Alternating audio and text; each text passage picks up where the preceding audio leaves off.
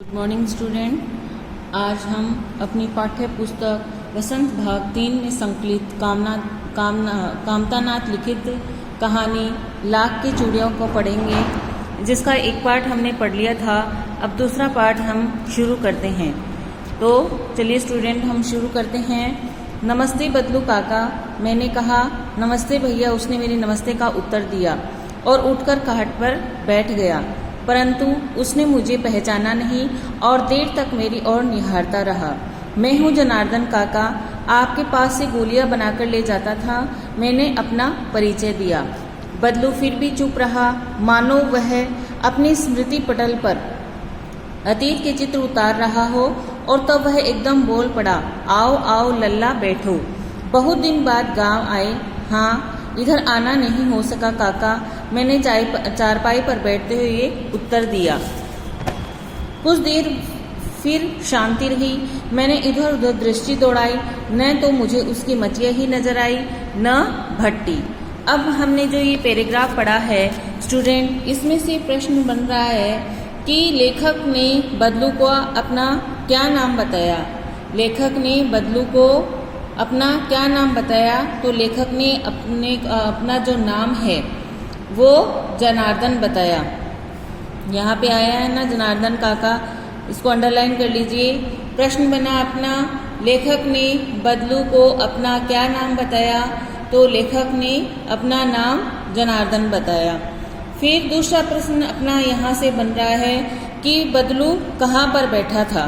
तो बदलू कहाँ पर बैठा था? बदलू चारपाई पर बैठा था। बदलू अपने घर की जो चारपाई है उस पे बैठा था। यहाँ से चारपाई पर बैठा था। फिर है कि तीसरा प्रश्न बन रहा है अपना कि लेखक ने बदलू के यहाँ क्या नहीं दिखाई दिया। तो लेखक को बदलू के यहाँ क्या दिखाई नहीं दिया? तो लेखक को बदलू के यहाँ न तो मचिया दिखाई दी और न ही भट्टी। ये इधर से अंडरलाइन कर लीजिए। मैंने इधर उधर दृष्टि दौड़ाई तो न तो मुझे उसकी मचिया नजर आई और न ही भट्टी। तो लेखक को क्या नजर नहीं आया वहाँ पे? लेखक को बदलू के घर में न तो मचिया दिखाई दी और न ही भट्टी। आगे रीड करते हैं इसको। आजकल काम नहीं करते काका, मैंने पूछा। नहीं लल्ला, काम तो कई सालों से बंद है। मेरी बनाई हुई चूड़ियों को कोई पूछे तब तो गांव-गांव में कांच का प्रचार हो गया है। वह कुछ देर चुप रहा, फिर बोला, मशीनी युग है यह न यह लल्ला। आजकल सब काम मशीन से होता है। खेत भी मशीन से जोते जाते हैं और फिर जो सुंदरता कांच की चूड़ियों में होती है, लाख में कहाँ संभव है। लेकिन कांच बड़ा खतरनाक होता है, बड़ी जल्दी टूट जाता है, मैंने कहा। अब यहाँ से अपना प्रश्न बन रहा है कि लेखक ने बदलू से क्या पूछा। तो लेखक ने बदलू से यह पूछा कि उसके काम के बारे में। काम तो आजकल काम नहीं करते का क्या? तो लेखक ने बदलू से उसके काम के बारे में पूछा। इसको अंडरलाइन कर लीजिए। फिर दूसरा अपना प्रश्न बन रहा है यहाँ से कि बदलू का काम कई सालों से क्यों बंद था। तो बदलू का काम कि गांव में चूड़ियों का गांव में जो कांच की चूड़ियाँ था, चूड़ियों का प्रचार ज़्यादा हो गया था। लाख की चूड़ियों को कोई पसंद नहीं करता था, इसलिए उसका काम बंद हो गया था। यहाँ से अंडरलाइन कर लीजिए इसको। मेरी बनाई हुई चूड़ियों कोई पूछे तब तो गांव-गांव में कांच का प्रचार हो गया है। तो हम इसको लिखेंगे कि गांव में कांच की चूड़ियों का प्रचार ज़्यादा हो गया था और लाख की चूड़ियों कोई पसंद नहीं करता था, इसलिए बदलू का काम बंद था। तीसरा प्रश्न यह बन रहा है अपना कि बदलू ने आज के युग को मशीनी युग क्यों कहा है। तो बदलू ने आज के युग को मशीनी युग इसलिए कहा है कि आज के समय में लगभग सभी काम हैं वो मशीन के द्वारा किए जाते हैं, इसीलिए बदलू ने आज के युग को मशीनी युग कहा है। फिर कि बदलू ने अपना काम बंद होने का क्या कारण बताया। तो बदलू ने क्या कारण बताया कि गांव में मशीन से बनी हुई कांच की चूड़ियां हैं, उसका जो प्रचार है वो गांव में ज़्यादा हो गया है और स्त्रियां हैं, जो औरतें हैं, वो उसको अत्यधिक पसंद करती है, इसलिए उसका काम बंद हो गया है। आगे रीड करते हैं। नाजुक तो फिर होता ही है लल्ला, कहते कहते उसे खांसी आ गई और वह कई देर तक खांसता रहा। मुझे लगा उसे दमा है। अवस्था के साथ साथ उसका शरीर ढल चुका था। उसके हाथों पर और माथे पर नसें उभर आई थी। जाने कैसे उसने मेरी शंका भाप ली और बोला, दमा नहीं है, मुझे फसली खांसी है, यही महीने 2 महीने से आ रही है, 10-15 दिन में ठीक हो जाएगी। मैं चुप रहा। मुझे लगा उसके अंदर कोई बहुत बड़ी व्यथा छिपी है। मैं देर तक सोचता रहा कि इस मशीनी युग ने कितने हाथ काट दिए हैं। कुछ देर फिर शांति रही, जो मुझे अच्छी नहीं लगी। आम की फसल अब कैसी है काका? कुछ देर पश्चात मैंने बात का विषय बदलते हुए पूछा।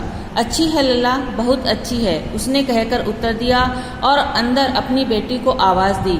अरे रज्जो, लल्ला के लिए आम तो ले आ। और फिर मेरी ओर मुखातिब होकर बोला, माफ करना लल्ला, तुझे आम खिलाना भूल गया। नहीं नहीं काका, आम तो इस साल बहुत खाए हैं। वाह वाह, बिना आम खिलाए कैसे जाने दूंगा तुझको। अब अपना इसमें से यह प्रश्न बन रहा है कि लेखक को ऐसा क्यों लगा कि बदलू को दमा का रोग है। तो लेखक को इसलिए लगा कि बदलू बातें करते करते अचानक देर तक खांसता रहा और फिर यह देखकर लगा कि उसे दमे का रोग है। अभी हमने इसको रीड किया था ना, खांसी आ गई, वह देर तक खांसता रहा। तो लेखक को इसलिए लगा कि जब वह बातें कर रहा था तो वह बहुत देर तक खांसता रहा, इसलिए लेखक को लगा कि इसको दमे का रोग है। अंडरलाइन कर लीजिए इसको। फिर बदलू के शरीर की दशा कैसी हो गई थी? प्रश्न बन रहा है कि बदलू के शरीर की दशा कैसी हो गई थी। तो बदलू है वो आयु बढ़ने के कारण उसके क्या हुआ, बदलू का शरीर है वो ढल गया था। उसके हाथों और माथे की जो नसें हैं वो उभर आई थी। यहाँ से अंडरलाइन कर लीजिए इसको। अवस्था के साथ साथ उसका शरीर ढल चुका था और उसके हाथों और माथे पर नसें उभर आई थी। फिर यहाँ पे एक प्रश्न बन रहा है कि इसने कहा कि मशीनी युग ने कितने हाथ काट दिए हैं। तो इसका भावार्थ क्या है?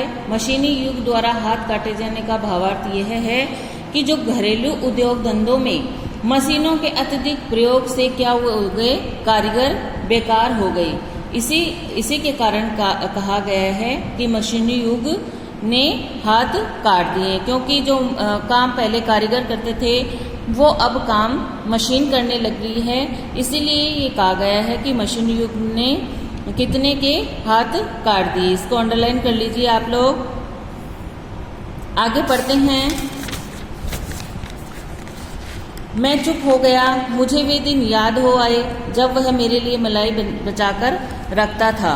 गाय तो अच्छी है ना काका? मैंने पूछा।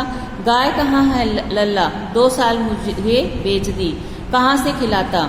इतने में रज्जो, उसकी बेटी, अंदर से एक डलिया में ढेर से आम ले आई। यह तो बहुत है काका, इतने कहाँ खा पाऊंगा? मैंने कहा। वाह वाह, बहस पड़ा। शहरी ठहरे ना, मैं तुम्हारी उम्र का था तो इसके चौगुने आम एक वक्त में खा जाता था। आप लोगों की बात और है, मैंने उत्तर दिया। अच्छी बेटी, लल्ला को 4-5 आम छाट कर दो, सिंदूरी वाले देना। देखो लल्ला कैसे हैं, इसी साल यह पेड़ तैयार हुआ है। रज्जो ने 4-5 आम अंजुली में लेकर मेरी ओर बढ़ा दिए। आम लेने के लिए मैंने हाथ बढ़ाया तो मेरी निगाह एक क्षण के लिए उसके हाथों पर ठिठक गई। गोरी गोरी कलाइयों पर लाख की चूड़ियां बहुत ही फब रही थी। बदलू ने मेरी दृष्टि देख ली और बोल पड़ा, यही आखिरी जोड़ा बनाया था। जमींदार साहब की बेटी के विवाह पर 10 आने पैसे मुझको दे रहे थे। मैंने जोड़ा नहीं दिया, कहाँ शहर से ले आओ। मैंने आम के लिए और खाकर थोड़ी देर पश्चात चला गया। मुझे प्रसन्नता हुई कि बदलू ने हारकर भी हार नहीं मानी थी। उसका व्यक्तित्व कांच की चूड़ियों जैसा न था कि आसानी से टूट जाए। अब यहाँ से प्रश्न बन रहा है कि रज्जो कितने आम लेके आई थी। तो रज्जो ढेर सारे, एक डलिया में ढेर सारे आम लेकर आई थी। इसको अंडरलाइन कर लीजिए आप लोग कि रज्जो ढेर सारे आम लेके आई थी। फिर यहाँ से प्रश्न बन रहा है अपना कि बदलू ने अपनी गाय क्यों बेच दी। तो बदलू ने गाय क्यों बेच दी? रोजगार छिन जाने से गाय को भोजन नहीं खिला पाने के कारण उसे गाय बेच दी। यहाँ आया है ना, गाय कहाँ है लल्ला, 2 साल बेच दी, कहाँ से खिलाता। तो इसको प्रश्न यहाँ से बना कि बदलू ने अपनी गाय क्यों बेच दी। रोजगार छिन जाने और गाय को भोजन नहीं खिला पाने के कारण उसने अपनी गाय बेच दी।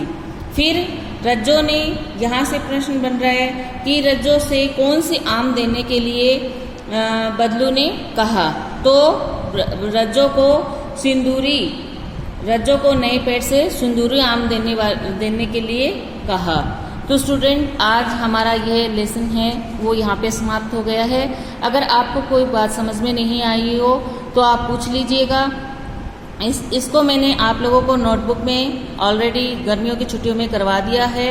जिन बच्चों ने इस काम को नहीं किया है वो प्लीज़, मेरी उनसे रिक्वेस्ट है कि वो कर ले, और कुछ समझ नहीं आए तो मुझे कॉल करके पूछ ले। Thank you, have a nice day.